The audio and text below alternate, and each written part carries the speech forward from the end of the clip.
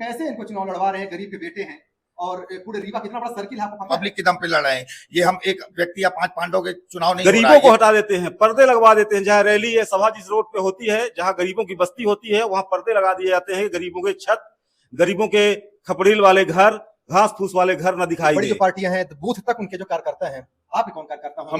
हमारे लिए जनता, हम सबसे बड़ा मुद्दा हमारा जनता। हमारे हर विभागों में जो आउटसोर्स पीड़ित लड़के हैं, स्वास्थ्य विभाग देख लीजिए, पंचायत विभाग देख लीजिए, बिजली विभाग देख लीजिए, और इतने पूरे हैं, लिफ्टर हैं, मतलब कई तरह के कर्मचारी हैं जो शोषित हैं। उनकी आवाज, उनसे मेरी बातें हुई, आप बोले कि मुकेश भैया आप चुनाव लड़िए, हम आपके साथ में हैं। मेरे घर के अगर 5 लोग एक्टिव हैं तो उनसे करीब हम 50 आदमी को इकट्ठा करवा के आपके ऊपर वोटिंग करवाएंगे। आप एक बार मेरे सांसद बन के रीवा से जाइएगा और हमारे लिए कुछ करके आइए। वहां गरीब भाई को, मुकेश भैया को एक बार लोकसभा पहुंचाएं। अगर उनकी आवाज न सुनी जाएगी तो हम उसी समय इस्तीफा लगा के बाहर आ जाएंगे।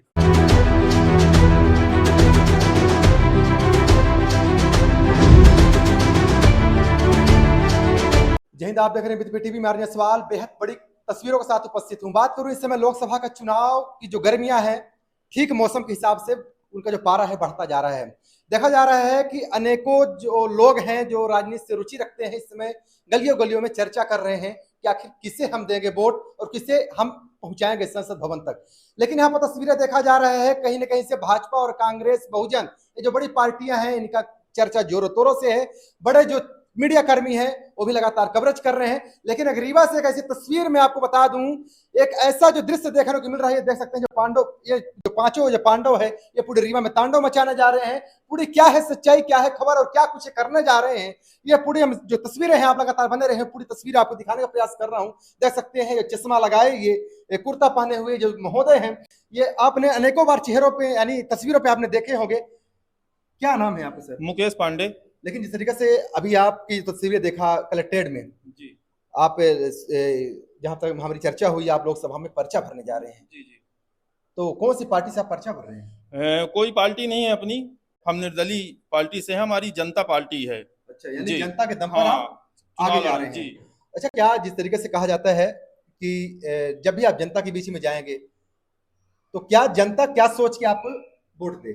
जनता ये सोचेगी कि अभी गरीब घर का लड़का है, चुनाव लड़ने जा रहा है। यहाँ तो 2 तरह के लोग हैं, एक अमीर हैं और एक गरीब है।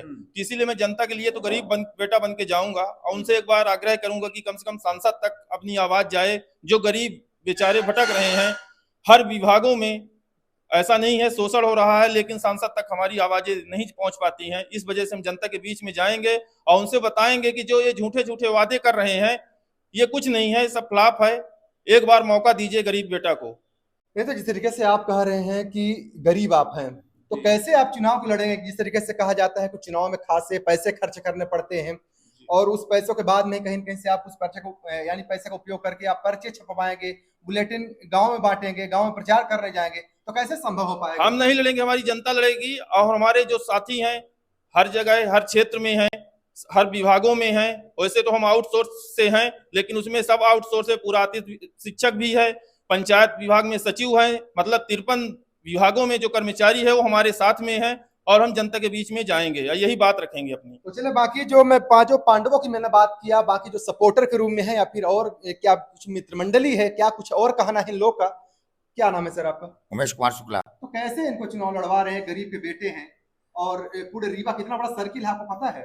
भैया मैं विगत भैया मुकेश पांडे जी से 10 वर्षों से जुड़ा हुआ हूँ, लेकिन इन्होंने गरीबों के लिए जो आवाज उठाई है, जो दम इनमें है कि हर समय तत्पर रहते हैं अपना काम छोड़ के, मतलब दूसरे के प्रति आभारित रहते हैं। मतलब तो कई बार इनको देखा हुआ बिजली विभाग के कर्मचारियों के लिए ऐसी ऐसी मांगे पूरी करवाई, अर्धमुंडन का कार्यक्रम किया, साथ साथ पब्लिक परेशान।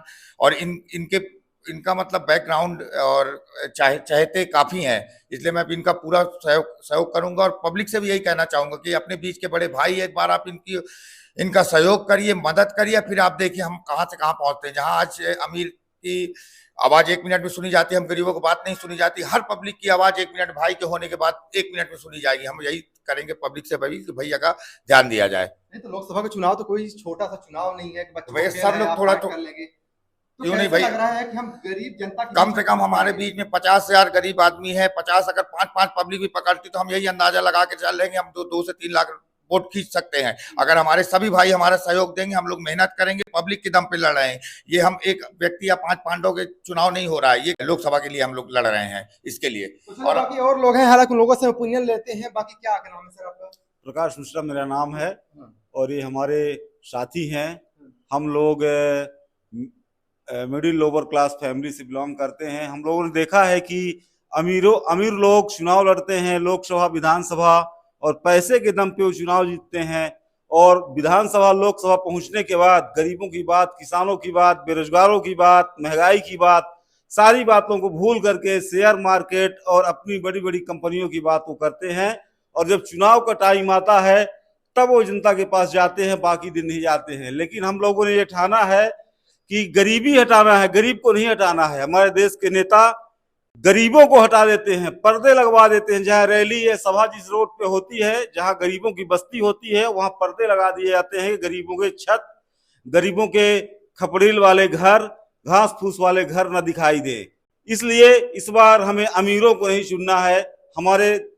हमारे साथी मुकेश भैया इस बार हम लोग सभी लोग चाहते हैं कि ये लोकसभा में पहुंचे और गरीबों की आवाज को वहां बुलंद करें, बेरोजगारों की आवाज को बुलंद करें, किसानों की आवाज को बुलंद करें और गरीबी हटाएं, गरीबों को ना हटाएं। तो चलिए मुकेश भैया, कैसे आप जनता के बीच में विश्वास दिला पाएंगे कि हम गरीबी हटाएंगे? हम तो इस तरह विश्वास दिलाएंगे कि स्टाम्प पेपर जैसे घोषणा पत्र होती है, तो मैं अपने स्टाम्प पेपर में लिख के देता हूं कि हर व्यक्ति को एक नौकरी दिलाऊंगा 100% गारंटी के साथ। स्टाम्प में लिख के, अगर जनता हमको चाह रही है, एक बार जनता मौका दे रही है, तो हम सांसद अगर यहाँ से जाएंगे पहला रीवा से चुन के, तो हम उसके लिए जनता गरीबों की मांग हमारी 100% स्टाम्प पे लिखित रहेगा कि हर एक व्यक्ति को नौकरी हम दिलाएंगे। अच्छा, कर्मचारियों के लिए क्या करेंगे? कर्मचारियों के लिए जो आउटसोर्सिंग है, अतिथि में है, बाकी जो छोटे कर्मचारी हैं जो आस लगा के बैठे हैं, उनके सब के लिए एक नया जो स्टाम्प में है हमारे, उसका शेड्यूल बना हुआ है। 5 हमारी जो बिंदु हैं, मेन बिंदु यही है जो आपने अच्छा पूछा। हमारी बिंदु यही है कि जो कर्मचारी हैं शोषित हो रहे हैं, उनको मिनिमम रेगुलर किया जाए, कि मिनिमम उनको पेमेंट करवाई जाए। यही हमारी वहां मांग रहेगी सांसद भवन में। जी तो चलिए, बाकी और तस्वीरें देख सकते हैं, यहाँ पर देखेंगे हैं। यहाँ पर सतीश चौबे भी हैं, लगातार जो बिजली कर्मचारियों के लिए पूरे मध्य प्रदेश में तहलका मचाए थे। अब इसके बाद मैं इनसे जानना चाहूंगा, बिजली कर्मचारियों के बाद में क्या लोकसभा में क्या धुआं मचाने जा रहे हैं, क्यों मचाने जा रहे हैं?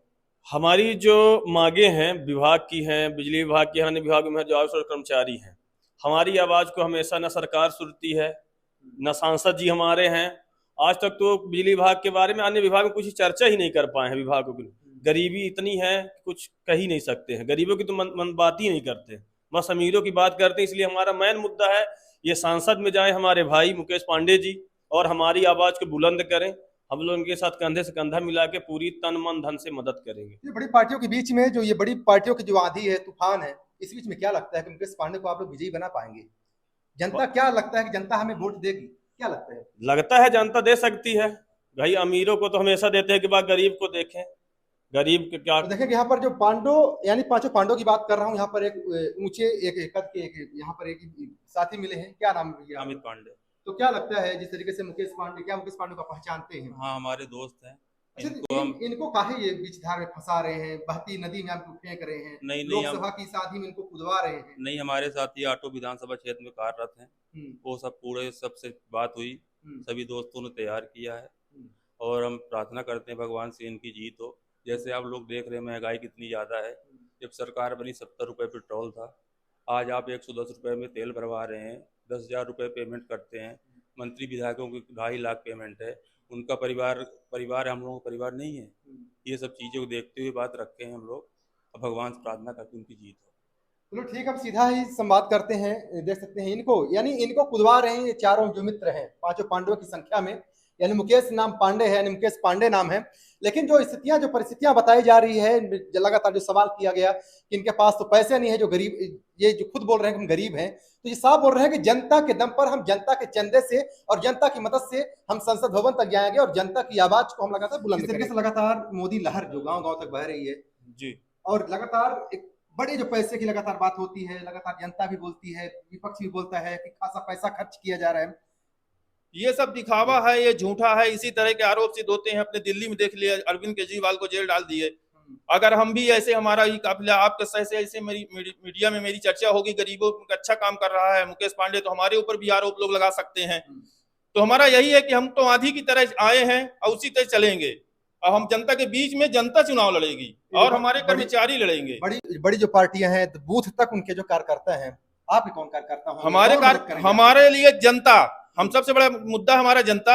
हमारे हर विभागों में जो आउटसोर्स पीड़ित लड़के हैं, स्वास्थ्य विभाग देख लीजिए, पंचायत विभाग देख लीजिए, बिजली विभाग देख लीजिए, और इतने पूरे हैं लिफ्टर हैं, मतलब कई तरह के कर्मचारी हैं जो शोषित हैं। उनकी आवाज, उनसे मेरी बातें हुई, आप बोले कि मुकेश भैया आप चुनाव लड़िए, हम आपके साथ में हैं। मेरे घर के अगर 5 लोग एक्टिव हैं तो उनसे करीब हम 50 आदमी को इकट्ठा करवा के आपके ऊपर वोटिंग करवाएंगे। आप एक बार मेरे सांसद बन के रीवा से जाइएगा और हमारे लिए कुछ करके आइए वहां से, जो गरीबों की आवाज हमारे दिल में आ रही है। लगातार आप हल्ला पुकारते रहे, कर्मचारियों की लगातार आवाज उठाते रहे, क्या लगता है आपकी आवाज सरकार तक नहीं पहुंच पा रही? नहीं पहुंची मेरी आवाज, तब ना इस कदम में हम आज लोकसभा प्रत्याशी के रूप में हमारे साथियों ने एनर्जी भरी हमारे अंदर, हम चुनाव के लिए तैयार हुए। तो बाकी जो आउटसोर्स साथी जो देख रहे हैं जी, तो उनसे क्या अपील करना चाहेंगे?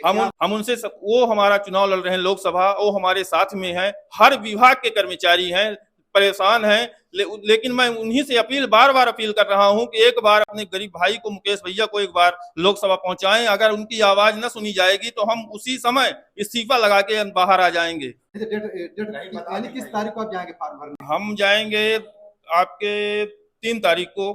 तो कितने पैसे लग रहे हैं? पैसे कितने लग रहे हैं पता है? जी हाँ, पैसा तो 25,000 रुपए सिक्योरिटी जमा हो रही है। 25,000 रुपए है आपके पास? हमारे आउटसोर्स साथी सब इकट्ठा करेंगे। कितने दिन? 2 दिन में कैसे इकट्ठा हो पाएगा?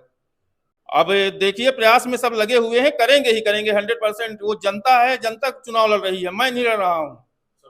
भैया 3 दिन के अंदर इनका 25,000 का, मैं आप जी 25,000 कैसे इकट्ठा हो पाएगा? ये केवल अकेले चुनाव नहीं लड़ रहे हैं, सब ये व्यक्तियों की तरफ से खड़े हुए, हमारे भाई खड़े हुए हैं, जितने भी हमारे 8,000 10,000 कर्मचारी, उनकी तरफ से, और इन्होंने उनके लिए काफी त्याग किया, हमारे सभी भाइयों ने त्याग किया है। तो अब उनका भी दायित्व बनता है कि हमारे भाई को खड़ा करें। अब मुझे पूरी उम्मीद है कि जनता से पूरा सहयोग मिलेगा हमको, और 2 दिन में क्या, तो हम वो व्यक्ति हैं जो आबादी के विरोध में ही जाते हैं, ऐसा काम करके जाते हैं जो आज तक न कभी जनता ने देखा होगा।